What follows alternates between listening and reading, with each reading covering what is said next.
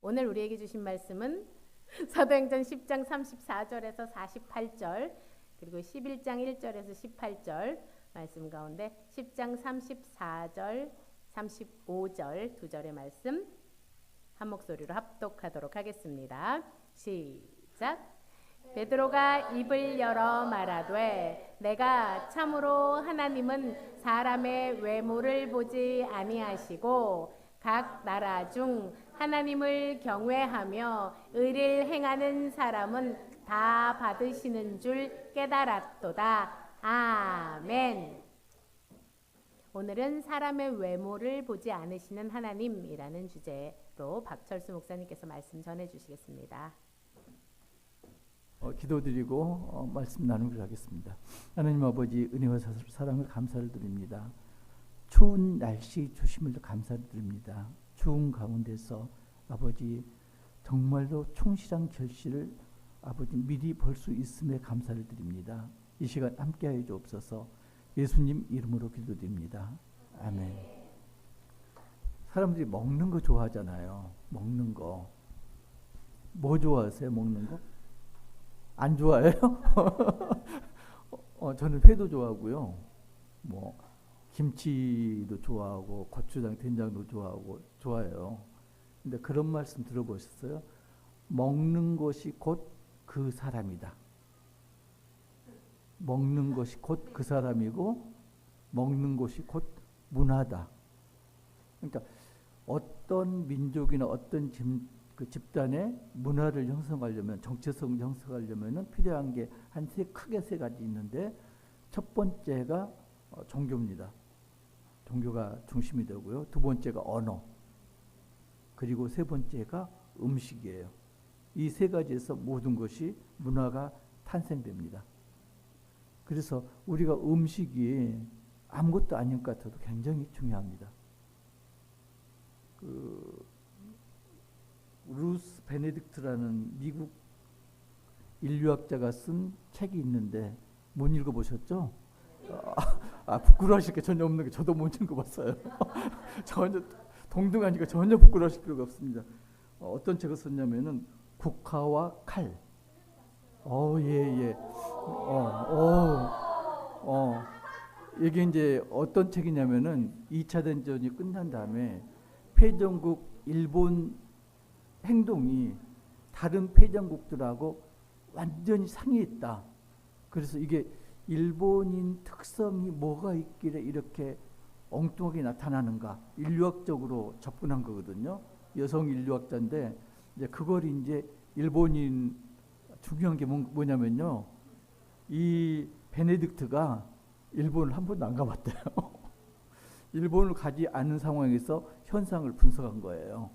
원래 인류학자들은 그 지역에 가서 살면서 현상을 분석하거든요. 근데 베네딕트는 일본에 가보지 않은 상황에서 나타난 현상을 분석했어요.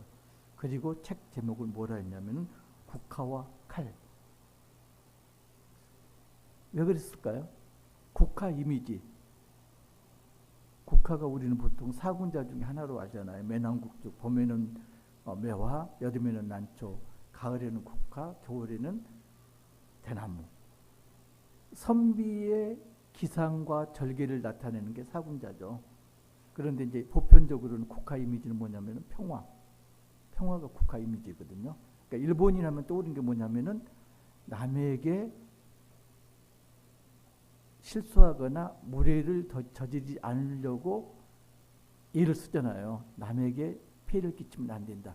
공손하고 친절하고 순종적이고, 그리고 법 제도에 잘 따르고, 이게 겉으로 드러나는 일본인 모습이거든요. 그런데 그 내면에는 어떤 게 도사리고 있는가? 공격적이고 잔인하고 야만적이고 무례하고 폭력적이고 이런 게 도사리고 있다, 이 말이죠. 예를 들어서 일본인들이 중시하는 게 다도를 중시하거든요. 차 마시는 문화. 차도 법도를 따라서 이렇게 하고 그 달에 다도 그럽니다. 이것도 차 마시는 것도 일종의 도다.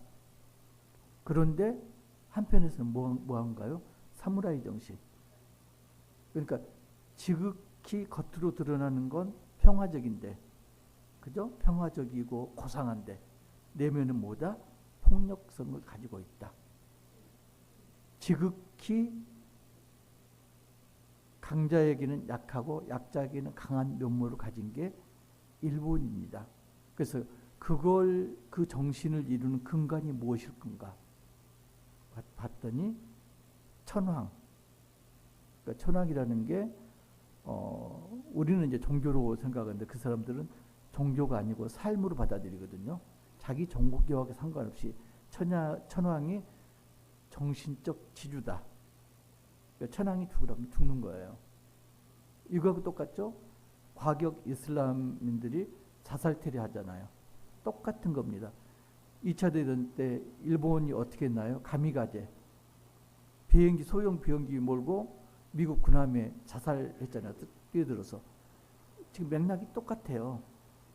그래서 이게 왜 이렇게 됐을 건가? 이 사람들의 선악의 기준점이 뭘 것인가 따졌거든요. 결론이 뭐냐면은 서구 기독교 국가는 선악의 기준이 뭘까요? 죄죠. 죄니까 하나님, 그죠? 이게 선악의 기준입니다. 그런데 일본 사람들의 선악의 기준은 죄가 아니고 수치입니다. 다른 사람의 눈, 내가 어떻게 생각하든지 다른 사람이 희다고 그러면 내가 검다고 생각해도 흰 거야. 그걸 따라가지 않으면은 나는 사회에서 매장이 됩니다. 그래서 이 사람들은 뭘 하나요? 잘못이 드러났을 때 주위 시선을 견디지 못해서 할복 자살을 합니다. 그게 아쌀하다 이렇게 생각하는 거죠. 그래서 나온 책 제목이 국화와 칼입니다. 일제 식민지하에서요. 일본이 우리나라를 식민지하면서 내걸었던 게 있습니다. 뭐냐면은 내선일체. 일본과 조선은 하나다. 일본과 조선은 하나다 하면서 그러기 위해서는 어떻게 해야 된다? 황국 신민이 돼야 된다. 황제 일본 천황의 국민이 되어야 된다. 뭐부터 바꿨을까요? 종교, 유교 아무것도 필요가 없고 종교가 뭘로? 천황이 삶의 중심이 돼야 된다. 그러기 위해서 이제 한 3가지 정도를 했는데 첫 번째가 국민학교입니다. 일본은 소학교, 중학교, 고등학교 그런데 우리나라는 초등학교가 아니고 국민학교, 중학교, 고등학교 이렇게 왔어요. 왜 국민학교인가? 일본 천황의 신민, 국민이 되려면은 이것은 기본적으로 배워야 된다. 그래서 이제 국민학교거든요. 국민학교. 거기서 뭐 했나요? 한국어를 못하게 하고 일본어를 배우겠죠. 언어를 갖다가 말살했습니다. 언어적인 통일. 두 번째는 뭐 했나요? 창씨개명. 성과 이름을 일본식으로 바꿔라. 창씨개명. 그 다음에 내선일체 이제 마지막이 뭐냐면은 일본인과 한국인의 결혼. 그런데요, 그런 말 들어보셨어요? 우리가 잘못을 저지르면 너 그러다가 호적에 빨간 줄 올라간다. 빨간 줄 그어진다. 그런 말 들어보셨죠? 죄를 지어가지고 벌을 받으면 감옥에 갔다 오면은 호적에가 그게 빨간색으로 기입돼요. 빨간색으로 기입된다는 건 들춰보면 누구나 알 수 있다는 거예요. 그러니까 내가 죄를 지었으면은 지금 나한테는 아무것도 나타나지 않지만은 내 근본인 호적을 뒤져보면 거기에 몇 월 며칠에 너는 뭐 이런 죄를 지었어. 적혀 있는 거죠. 그게 죽을 때까지 따라갑니다. 그러니까 일본이 내선일체 있는데 어떻게 했냐면은 창씨개명을 했는데 그러면 불리기도 부르기도 일본어잖아요. 아무 차별점이 없잖아요. 그런데 호적을 따로 관리됐습니다. 너는 일본 이름이라는 조선인. 이름이 일본인이지만은 조선인. 따로 분리했습니다. 통혼을 한다고 했지만은 통혼을 엄금했습니다. 물론 통혼이 좋은 건 아니지만은. 그리고 한국어를 쓰면은 벌을 했습니다. 심지어는 집에서 엄마 아빠가 한국어 쓰면은 그걸 학교 가서 고발하도록, 그리고 친구 사이에서도 학교에서 한국어를 쓰면은 그걸 체크를 해갖고 벌점을 주도록 이렇게 만들었거든요. 왜 그랬을까요? 내선 일체라고 그래서 일본하고 조선은 하나다 했지만은 일본인 생각은 어떤 생각이다? 그래도 너희는 2등 국민이다. 결코 온전한 일본인은 못 된다. 이런 게 들어있었던 거죠. 제가 왜 이 이야기를 할까요? 아까운 시간을 들여가면서 아침에 오면서 이제 뉴스를 좀 듣는데 어떤 게 나오냐면은 책 소개하는 그런 게 나오더라고요. 근데 그 이주민 청소년이 쓴 책 이름은 제가 기억을 못했는데 그냥 지나가서 그 책이 나왔는데, 그러니까 이주민 2세예요. 엄마가 베트남인가 어디 사람인데, 그래서 이제 그 전라도 장흥에서 살면서 겪었던 일들 이런 걸 이제 쭉 나열한 책이래요. 근데 그 책 소개를 들으면서 제가 드는 생각이 뭐였냐면은 내가 과연 이주민들은 지금 한국 국적을 취득한 거거든요. 똑같은 대한민국 국민으로 받아들이고 있는가? 여러분들은 어떠세요? 100% 똑같다고 여기십니까? 저는 아니에요. 그 전에 그 베트남 여자가 어떤 당 국민 그 비례대표로 국회의원이 됐어요. 그걸 국회의원이라고 나오는 걸 듣는 순간 가슴이 철렁했거든요. 저건 아닌데 이런 생각이 들었거든요. 의무하고 권리하고 우리는 너무 따지는 것 같아요. 그러니까 우리가 일손이 필요해서 어떤 이유로 제3국인들이 한국 국적을 취득해서 정착을 했습니다. 그런데 정작 한국 국민으로서 권리를 이렇게 누리는 건 저희가 별로 그렇게 탐탁치 않은 것 같아요. 안 그러나요? 오히려 그 사람들한테 가는 지원이 아까워요. 저 돈이면은 다른 거에 더 할 수 있는데 오히려 역차별이다 이런 생각이 들 정도로, 그죠? 아무것도 안 하는데 지원비 주고 생활비 주고 이러잖아요. 그러니까 젊은이들이 하는 게 저거 역차별이다 그렇게 이야기를 하거든요. 거기에 어떤 사람이 더 강하다? 한국인의 정체성이 강할수록 반감이 더 크다.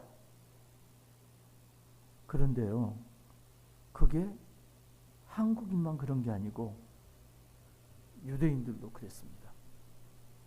특히 뭐 유대인은 이제 기독교하고 이렇게 등을 졌으니까 그렇지만은 유대인 기독교인들이 이방인을 기독교인을 보는 시각이 지금 우리가 이주민들을 보는 시각하고 거의 유사했습니다. 오늘 11장 보면은 11장 1절, 2절, 3절 한 목소리로 합독하시겠습니다. 시작. 유대에 있는 사도들과 형제들이 이방인들도 하나님의 말씀을 받았담을 들었더니 베드로가 예루살렘에 올라갔을 때 할례자들이 비난하여 이르되 내가 무할례자의 제보에 들어가 함께 먹었다 하니. 자, 지금 고넬료가 환상을 보고 베드로가 환상을 봐서 베드로가 고넬료를 만나서 세례를 주고 함께 유숙했습니다. 그죠? 그걸 예루살렘 교회가 소문을 들었습니다. 그래서 그 선교 보고를 예루살렘 교회에서 베드로가 할 때 할례자들이 누굴까요? 유대인 기독교인들, 이 사람들이 베드로를 비난합니다. 뭘 비난했을까요? 이방인에게 설교한 걸, 복음 전하는 걸 비난했나요?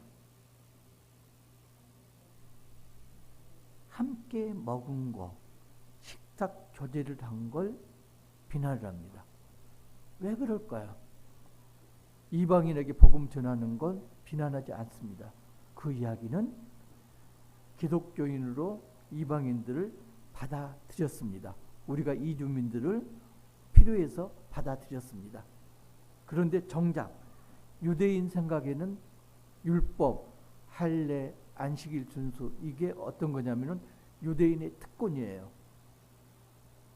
그런데 베드로가 이방인들하고 함께 식탁 교제를 했다. 그 이야기는 뭔가요? 이방인들이 유대인 특권에 들어온다는 이야기죠. 그걸 지금 유대인 기독교인들이 견디지 못하는 거죠. 권리는 안 돼. 이방인들 의무를 가지고 기독교로 들어오는 건 괜찮은데 우리 유대인의 권리를 이 사람들이 누리는 건 안 돼. 지금 이렇게 거절을 하고 있습니다. 그래서 베드로가 이제 이야기를 합니다. 10장에 나왔던 내용들. 고넬료가 환상을 봤다. 나도 환상을 봤다. 그래서 내가 하나님이 말씀하신 대로 이방인들을 거리끼지 않고 가서 만나고 세례를 주고 함께 먹었다. 그게 누구 뜻이다? 내 뜻이 아니고 하나님의 뜻이었다. 이 이야기를 합니다. 읽지는 않겠습니다. 지금 10장 내용이 지금 쭉 그런 내용이고 11장 내용도 지금 10장의 내용을 중복해서 말하고 있습니다. 여기서 이제 한 가지 앞에 내용하고 조금 이제 차이점 있는 게 11장 14절 보면은 베드로가 고넬료에게 세례를 주고 이럴 때는 없었던 말씀, 그걸 지금 11장에서는 부연 설명을 하고 있습니다. 14절에 뭐라고 그러냐면은 그가 너와 네 온 집이 구원받을 말씀을 내게 이르리라 함을 보았다 하거늘. 10장에서는 그런 내용이 없었거든요. 11장에서는 이건 내가 한 게 아니고 성령께서 나에게 주신 말씀대로 내가 행했다. 그걸 지금 말하고 있습니다. 자, 식탁 교제가 얼마나 중요하게 생각했는지, 이 식탁 교제에 대한 문제가 베드로를 줄기차게 따라다닙니다. 갈라디아서 2장 보면은 어떤 내용이 나오나요? 야고보가 보낸 사람들이 갈라디아 교회를 방문했는데 그때 베드로가 어떻게 했다? 이방인들과 함께 식사를 하고 있었다. 그런데 예루살렘에서 야고보가 온 사람들이 예루살렘에서 왔다는 말을 듣고 베드로가 어떻게 했나요? 자리를 피했습니다. 왜요? 그 사람들 눈에 베드로가 이방인하고 함께 교제를 하고 식탁 교제를 한다 하면은 비난받을까봐 그게 무서워서 그 자리를 피했습니다. 근데 그게 베드로 한 사람 문제였을까요? 베드로를 보고 바나바도 역시 똑같이 행동을 했습니다. 그게요, 사도행전 쭉 뒤에 가면은 사도행전 21장 가면은 바울이 3차 전도여행을 마치고 예루살렘으로 복귀합니다. 그때 어떤 일이 있었냐면은 기독교인, 어떤 기독교인? 유대인 기독교인 수만 명이 바울을 기다리고 있었습니다. 왜? 바울이 율례를 지키는가 안 지킨가 그걸 보기 위해서. 지금 소문은 바울이 율례를 지켜서는 안 된다, 그 소문을 들었거든요. 그래서 과연 그런가 지켜보고 있었습니다. 그 장로들이 어떤 이야기를 하나요? 결례를 행할 자가 있으니까 결례대로 그 사람들에게 행하라. 율법대로 행하라. 그러면은 수만 명의 유대인 기독교인들이 바울 내가 율법을 어기지 않았던 걸 알 것이다. 이렇게 이야기를 합니다. 바울이 어떻게 하나요? 그 사람들에게 결례를 행합니다. 그러니까 지금 율법 문제, 안식일 준수 문제, 음식 정결법 문제는 베드로뿐만 아니라 바울도 끝까지 따라다니는 문제였습니다. 왜 이렇게 끝까지 따라다니면서 율법, 안식일 준수, 음식 정결법 이게 문제가 될까요? 음식 정결법이 왜 나왔나요? 레위기 10장 10절 보면은 한번 찾아보실래요? 찾으셨나요? 한 목소리로 시작. 그리하여야 너희가 거룩하고 속된 것을 분별하여 부정하고 정한 것을 분별하고 음식 정결법의 목적이 뭐라고요? 구분하는 겁니다. 구분하는 게 뭐죠? 거룩이죠. 지금 이스라엘 백성 상황이 어떤 상황이죠?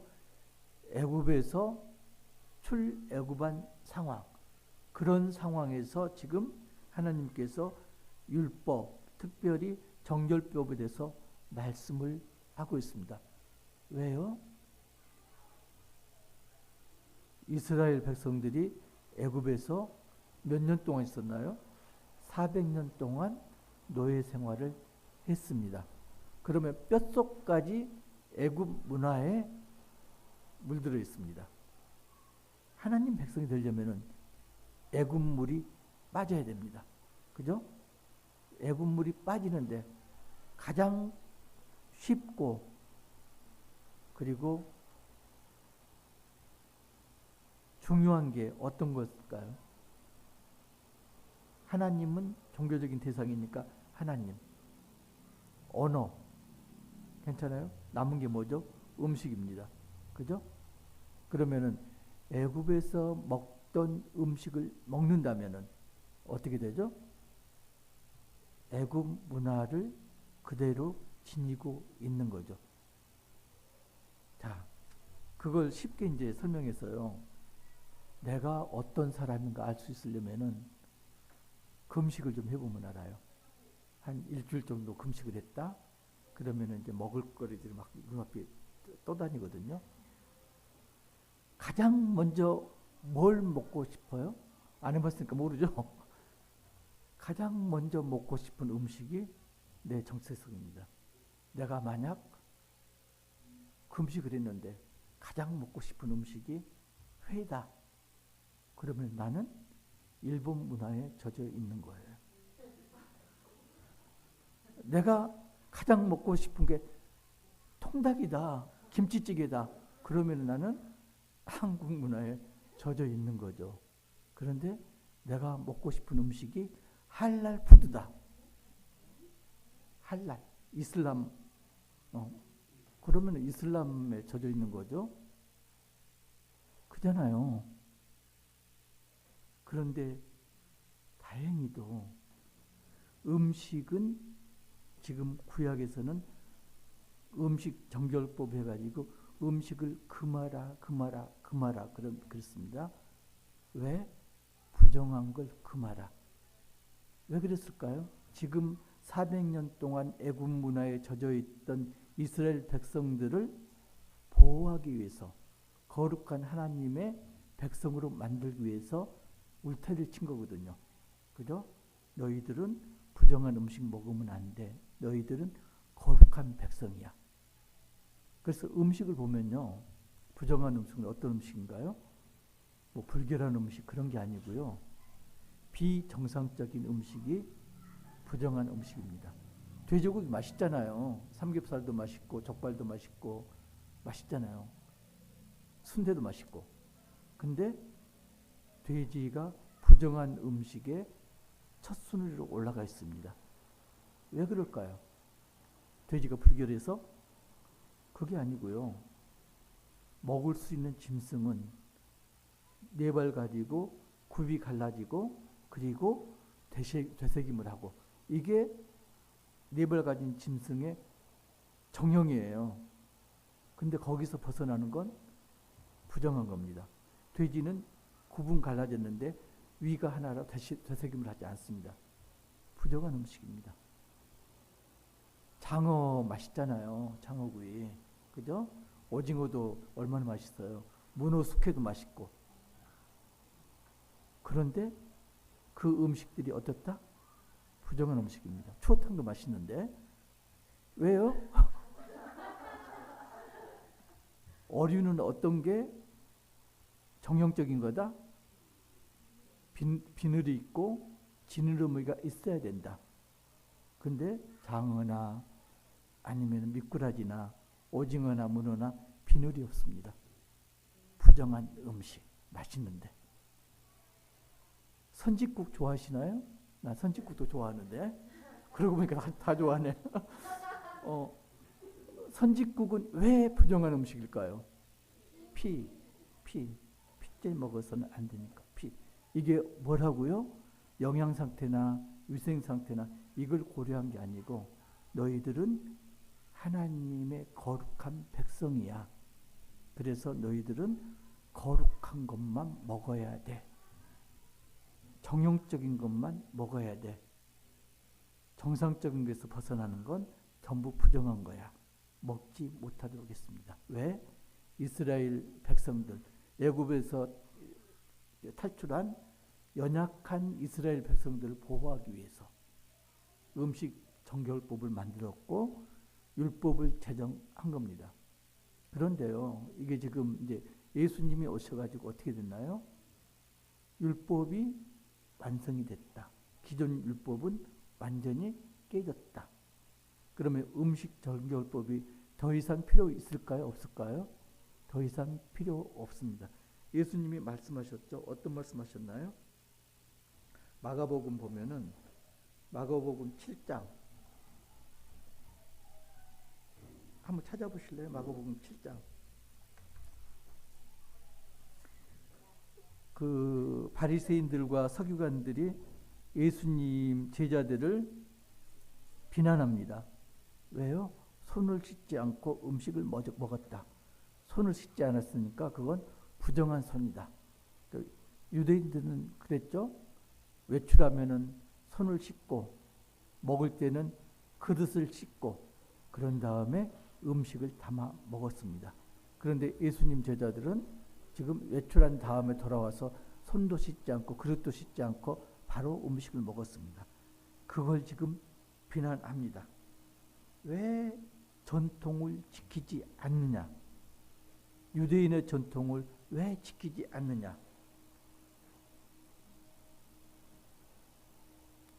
그럴 때 이제 예수님이 말씀하십니다.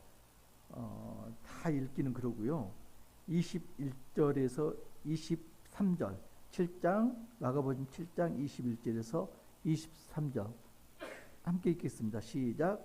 속에서 곧 사람의 마음에서 나오는 것은 악한 생각 곧 음란과 도둑질과 살인과 간음과 탐욕과 악독과 속임과 음탕과 질투와 비방과 교만과 우매하니니 이 모든 것이 다 속에서 나와서 사람에게 하느니라. 자, 지금 예수님이 나오는 것에서 거기에 대해서 말씀하십니다. 그럼 들어가는 것은 무엇인가? 18절, 19절. 자, 시작. 예수께서 이르시되 너희도 이렇게 깨달음이 없느냐? 무엇이든지 밖에서 들어가는 것이 능히 사람을 더럽게 하지 못함을 알지 못하느냐? 이는 마음으로 들어가지 아니하고 배로 들어가 뒤로 나가므로 이러므로 모든 음식물은 깨끗하니라. 자, 모든 음식물은 깨끗하니라. 예수님 말씀하셨습니다. 정한 음식, 부정한 음식이 있는 게 아니고 하나님이 창조하신 모든 음식물은 깨끗한 것이다. 회를 먹어도요, 김치찌개를 먹어도, 할랄푸드를 먹어도 어디로 나간다고요? 똥으로 나가요. 그잖아요. 다 똥이에요. 음식은 정한 것, 부정한 것이 없다. 하나님께서 창조하신 음식은 모두가 깨끗하다. 그런데 예수님이 강조하신 건 뭔가요? 먹는 음식이 중요한 게 아니고 나오는 게 중요하다. 어디로? 입으로 나오고 행동으로 나오는 게 중요하다. 회 먹었다고 그래가지고 행동이 어떻게 나올까? 회 먹으면은 이거 또 해야 되겠네. 회가요, 일본이 다도를 중시한다고 그랬잖아요. 아주 고상하게 차를 마시는데 회도 담백하잖아요. 굉장히 고상한 음식이잖아요. 건강식이고. 그런데요, 회를 뜨는 최고 장인들은 어떻게 하나요? 물고기가 살아있는 상황에서 회를 떠서 회 다 먹을 때까지 물고기가 주둥이로 꿈벅꿈벅 하고 있으면 최고의 얼마나 잔인합니까? 그죠? 아주 깔끔해 보이고 정갈해 보이는 회 이면은 잔혹성이 들어있어요. 일본의 속성을 그대로 드러내고 있는 거죠. 그러잖아요. 조폭들이 하는 말. 회 친다고 회 떠버린다고 그러잖아요. 그러니까 물고기 회를 뜨다가 그게 사람인들 못 뜨겠어요? 사람으로 옮겨가는 겁니다. 그만큼 음식이 밀접한 거죠. 한국인은요, 김치 발효식품입니다. 푹 삭혀야 됩니다. 고추장, 된장 마찬가지입니다. 그런데 이제 한국인들도 또 안 좋은 게 있죠. 젓 담아 버린다고 그러잖아요. 젓갈 담아 버린다고. 우리 민족도 잔인한 면이 없진 않아요. 있는 거예요. 젓갈 담은다고 그러잖아요. 아무튼 먹는 음식이 문화를 만듭니다. 그런데 예수님은 뭐라고 그러셨어요? 음식은 중요하지 않다. 들어가는 게 중요한 게 아니고 나오는 게 중요하다. 자, 나오려면은 정상적인 게 나오려면 어떤 게 들어가야 될까요? 정상적인 게 들어가야지 정상적인 게 나오는 거죠. 지금 들어가는 건 음식을 제외하면 뭐가 있을까요? 각종 지식이라든가 사상들이 내 속으로 들어갑니다. 그러면 그게 행동으로 표출되고 말로 표출이 됩니다. 그죠? 지금 우리나라가 난리죠. 엉뚱한 지식, 엉뚱한 사상들이 들어가지고 엉뚱한 행동을 지금 나타나고 있습니다. 그런데 예수님이 뭐라고 하셨나요? 진리가 너희를 자유케 하리라. 결국은 진리가 들어가야 돼요. 먹는 게 중요한 게 아니고 일본 사람들 회 먹는다고 니들은 구원 못 받아. 이게 아니고요. 이슬람인들 너희들 할랄 식품 먹으니까 너희들 구원을 못 받아. 이게 아니고요. 사찰 음식도 그렇죠. 사찰 음식은 왜 우리가 좀 생각을 해봐야 될까요? 사찰 음식은 육식이 아니고 채식입니다. 왜 육식을 뺐을까요? 행여나 우리 조상을 잡아먹을까 봐. 윤회사상이잖아요. 그죠? 그래서 음식을 먹으면은 그 문화에 동화가 됩니다. 그런데 예수님 뭐라고 하시다고요? 음식은 중요한 게 아니야. 들어가는 거, 어떤 생각, 어떤 지식이 들어가는 게 중요한 거야. 자, 이슬람 사상이 들어가면요, 이슬람 음식을 먹지 않더라도 이슬람 행동이 나오게 됩니다. 그죠? 일본 생각이 들어가면요, 회를 먹지 않더라도 일본 행동이 나오게 돼 있습니다. 뭐가 들어가야 된다고요? 진리가 들어가야 됩니다. 진리가 들어가면은 진리의 행동, 그걸 성경에서 뭐라고 표현하죠? 하나님의 영광을 드러내는 행동으로 나타납니다. 고린도전서 10장 31절 한번 찾아보실래요? 고린도전서 10장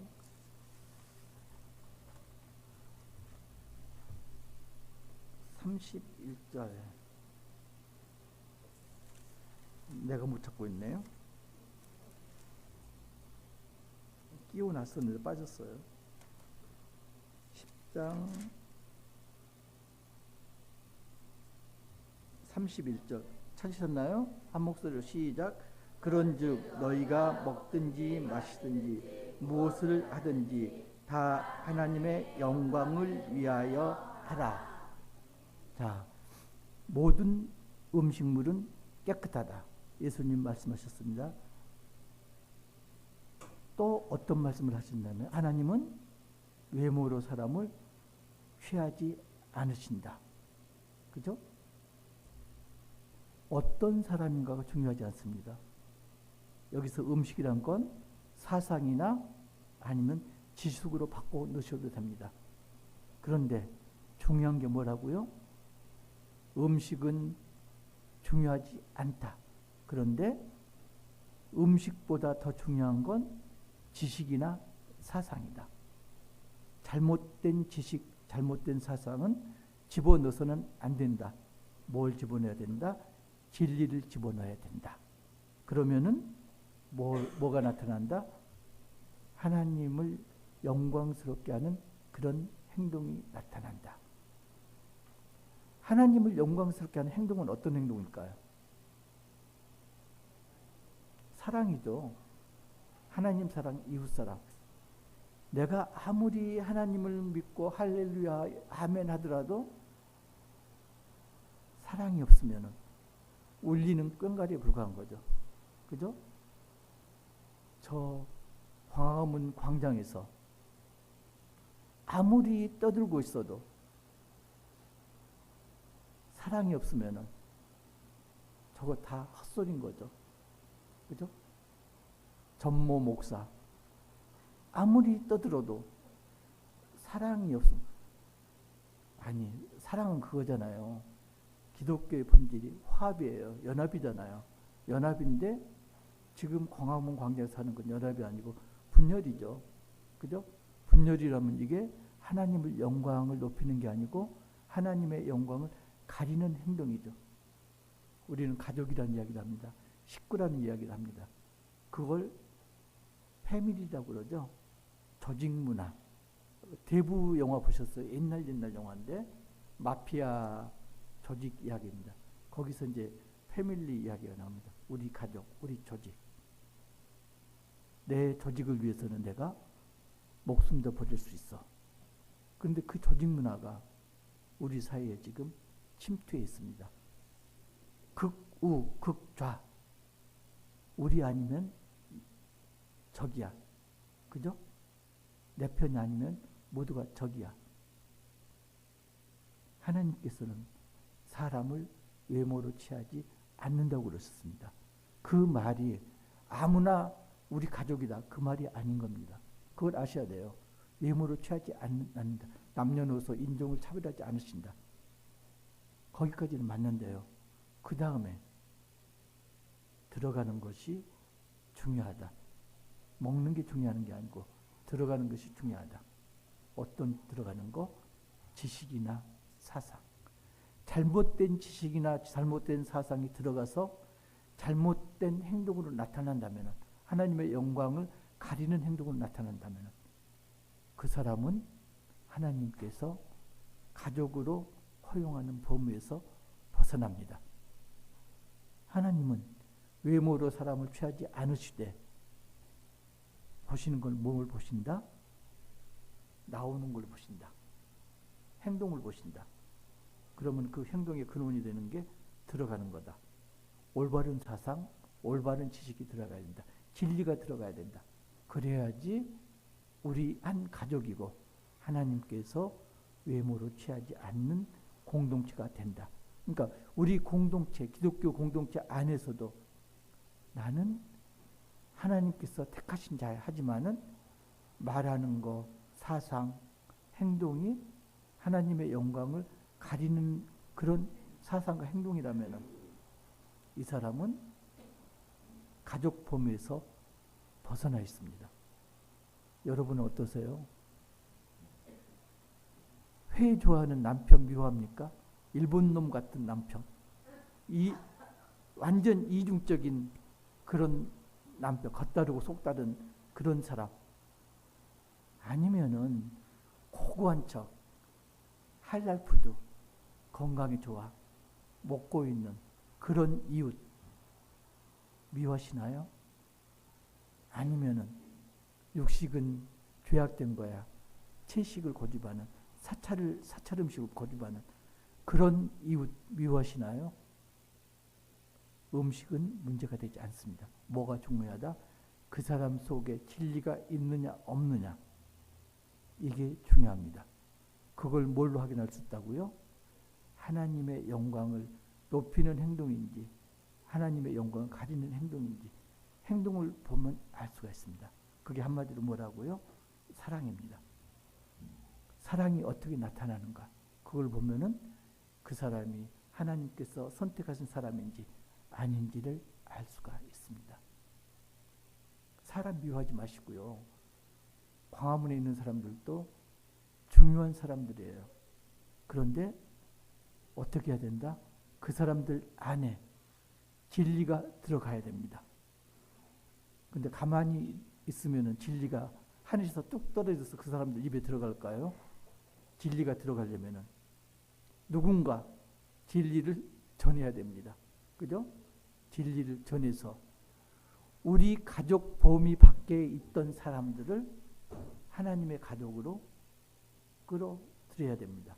그런데 문제는 뭐다? 기득권, 텃세를 부르면 안 된다. 우리가 이주민들을 배관시하듯이 텃세를 부르듯이 텃세를 부르면 안 된다. 유대인 기독교인들이 이방인 기독교인들에 대해서 텃세를 부렸듯이 그런 텃세를 부리면 안 된다. 하나님은 사람을 외모로 취하지 않으신다. 그 사람은 어떤 사람? 속에 진리가 든 사람. 전부가 속에 진리가 든 사람이 되시기를 주님의 이름으로 축복합니다. 한마디만 더 할게요. 남성 동지들이 지금 대장 쪽에 문제가 많이 나네요. 먹는 것은 뭘로 나간다고요? 똥으로 나가요. 그죠? 대장으로 나가요. 아직도 영적 상황 자체가 음식에 매달리는 그런 상황입니다. 어떻게 나타나야 된다고요? 똥으로 나타나지 않고 하나님의 영광을 드러내는 높이는 쪽으로 언행이 드러나야 됩니다. 아무튼 대장에 문제가 생겼다는 건 지금 걸림돌입니다. 그 걸림돌을 딛고 정말로 진리로 가득 찬 그런 사람들로 거듭나시기를 우리 장로님도 그렇고 우리 김광현 집사님도 그렇고 축복합니다.